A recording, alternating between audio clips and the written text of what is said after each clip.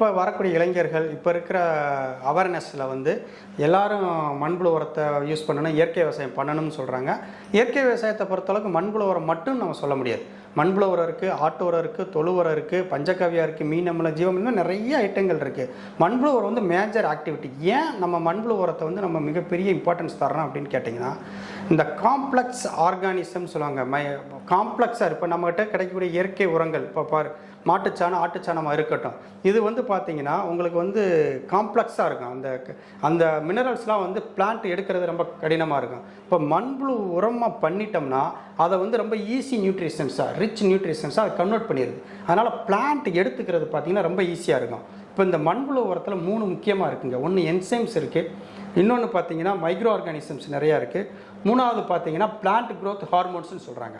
இந்த plant growth ஹார்மோன்ஸுன்றது வந்து பார்த்திங்கன்னா இந்த வேரோடைய வளர்ச்சிக்கு ரொம்ப உதவுது.